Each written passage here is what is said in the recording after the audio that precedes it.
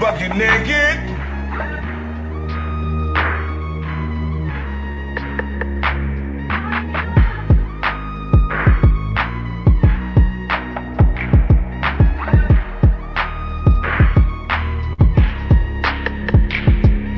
Please hit the gym. Please hit the gym, and the pH needs to be balanced as well.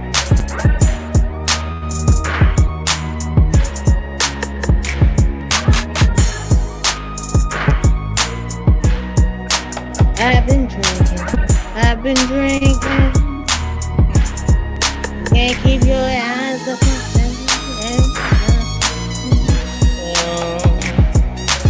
Right now.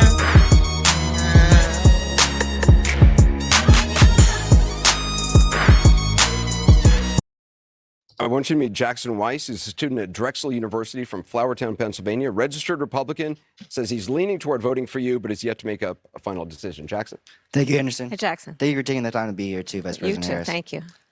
Regarding the rapid increase in the migrant population, how will you ensure that every immigrant is integrated into American society safely? What benefits and subsidies will you provide them with? And how long will these benefits and subsidies last for an individual? Most importantly, will the American citizens' taxes pay for these benefits and subsidies? And if so, how much money will be allocated? That was a great question, but let me also stereotype him really quickly. Listen, man, even though Anderson Cooper said that this guy was a registered Republican, he also said that this guy was leaning towards heavily voting for Kamala Harris. I call bullshit. Yeah, I don't. Excuse me, I don't see that either. I don't see that this guy is anywhere near the leaning towards the Democratic Party. But that's all right. That is some bullshit. Sorry about that. But you guys, welcome back. This is JLerone with JLerone Presents. Hit the like button, subscribe, share. It helps the channel grow. We're going to go ahead and get into this content. This is Kamala Harris at the CNN Townhall with Anderson Cooper. And this young man right here, Jackson, was asking Kamala some questions on the border, on the immigration, okay? So let's go ahead and get back into it. Fair use, fair use. 100%. Listen, I know the same way that we know what's happening in the hood, or, we can identify, we use our context clues. He ain't never considered voted for Kamala Harris. That dude is a plant from the Republican Party, or maybe on his own will, or whatever it is. But that boy ain't never thought about voting for Kamala Harris a day in his life. Not at all. That is a certified 100% will be for the rest of his life Trump supporter, and so am I. Well, thank you, Jackson. Let's start with this. America's immigration system is broken and it needs to be fixed. And it's been broken for a long time. And part of what we need to do is always prioritize what we need to do to strengthen our border. I will tell you, I'm the only person in this race among the two choices that voters have. That is prosecuted transnational gangs. Listen, everything that she said up to this point, we've heard 1,000 times. He asked some pointed questions. How is this process going to work? Is it going to come out of taxpayer money? How much is going to come out of taxpayer money? So on and so forth. There were some really intelligent questions, and I think that he framed it beautifully to get this about her. We don't want to hear, I can already predict what she's going to say. We don't want to hear about transnational gangs. We don't want to hear about fentanyl. We don't hear about none of that word salad. We want to get straight to it. Yeah, you already know she go bypass it. She go filibuster. Something that should take her maybe a minute to answer, or just, right off the bat, she's going to talk about 5 minutes. You know what I'm saying? It's just like, you got to stop her and get her back on track. But let's go ahead and hear what she got to say. I've personally prosecuted transnational criminal organizations in the trafficking of guns, drugs, and human beings. I have spent a significant part of my career making sure that our border is secure and that we do not allow criminals in and we don't allow that kind of trafficking to happen and come into our country. And as my opponent has proven himself. Why is she talking about Trump and why is she stumbling over her words? Oh man, I can't believe that y'all would consider having this woman in the White House as the president of the United States of America. He would have trafficking to happen and come into our country. And as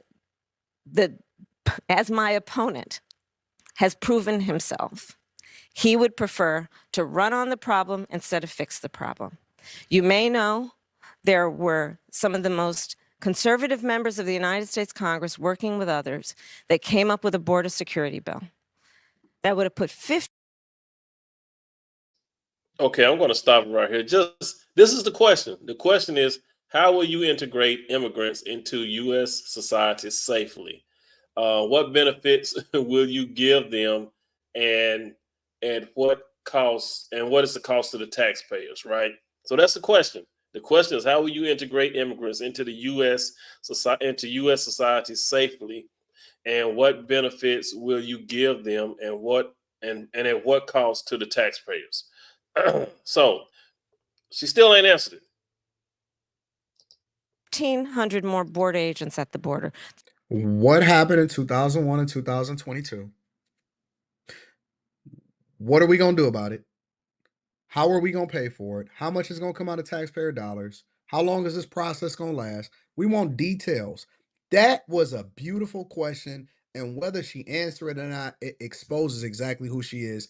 Yep. And nobody, not Ricky Smiley, not Jamal Bryant, not Charlemagne the God, can fix this and save her from what is about to happen on November 5th. Those border agents are overwhelmed. They need the support. They need the backup.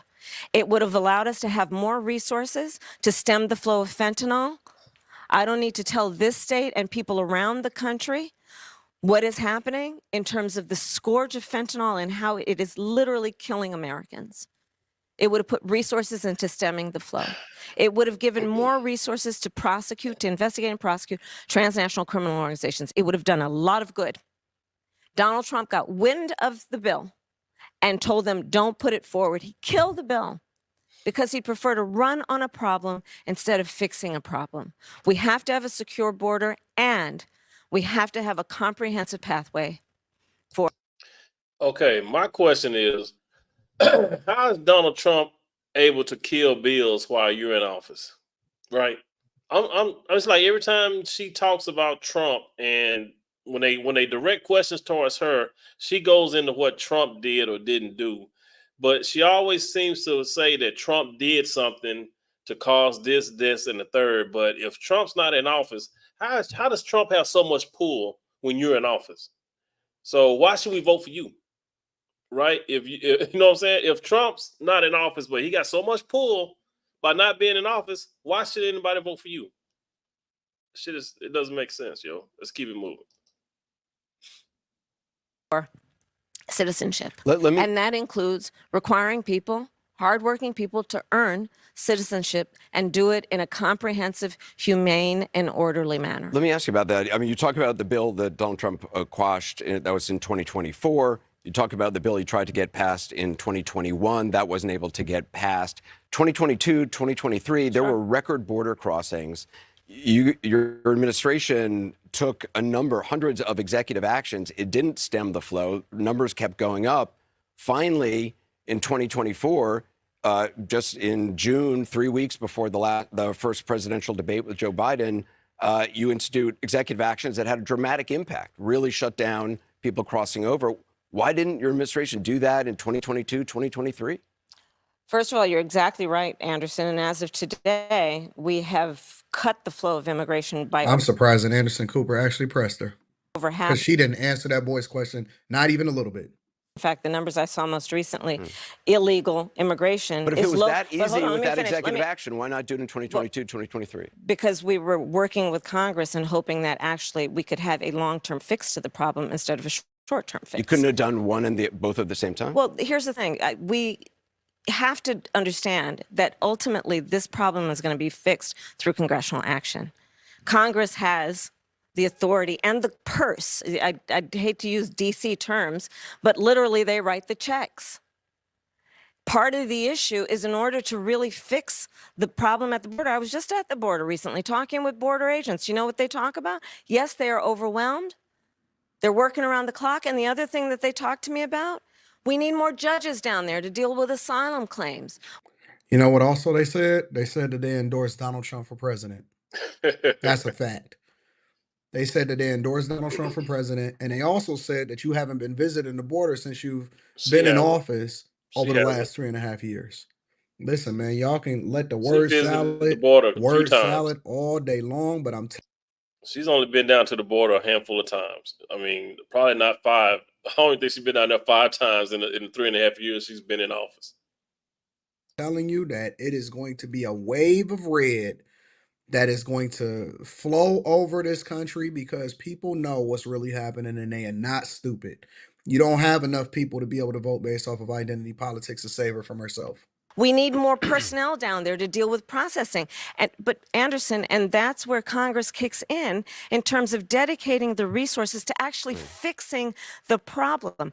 We have dealt with it such that, to your point, we now, as of today, as of our visit, have lower undocumented immigrants and illegal immigration than Trump when he left office.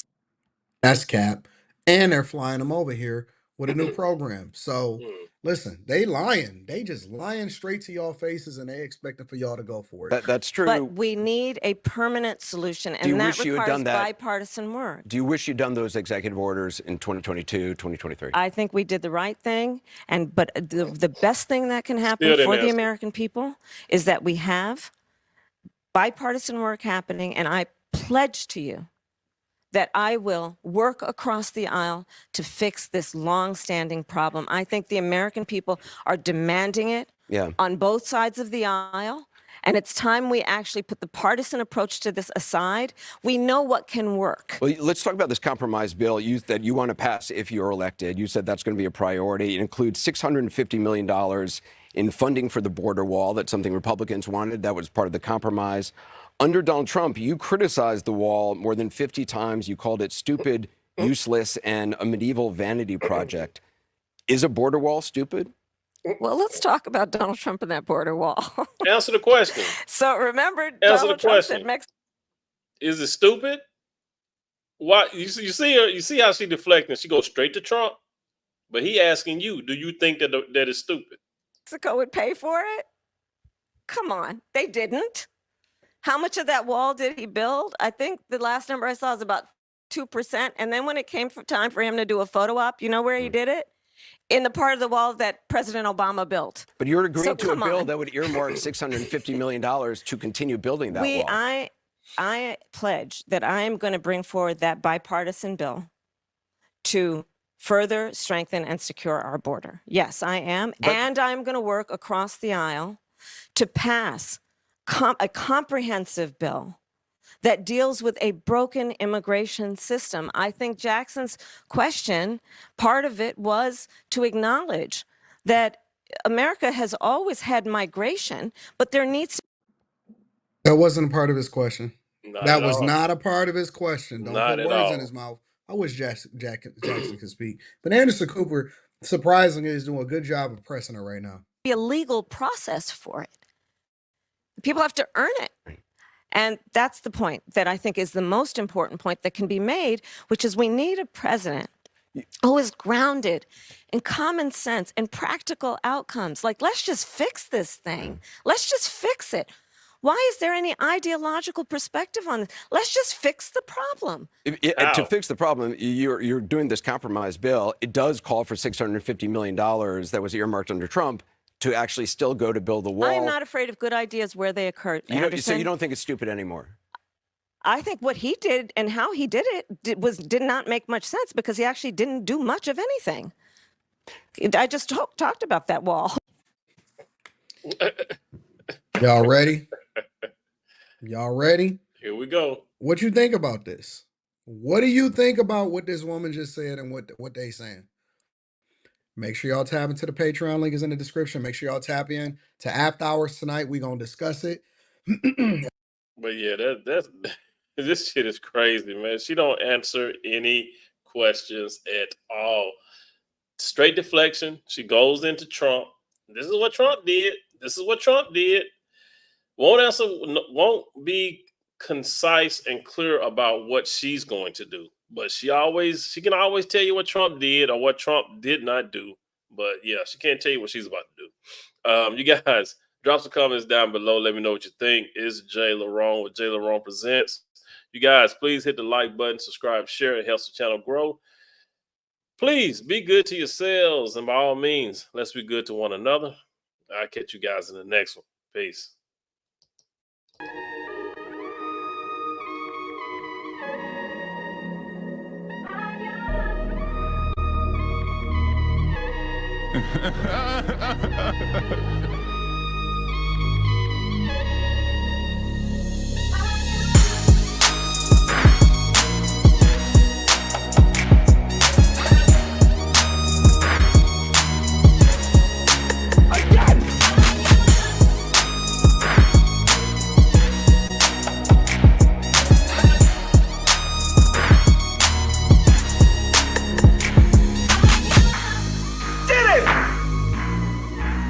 Bucket naked.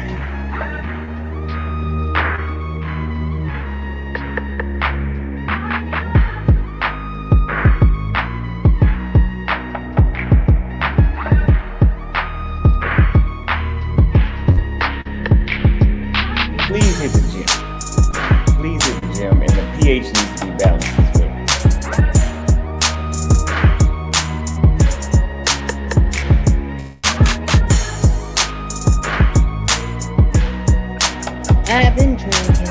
I've been drinking.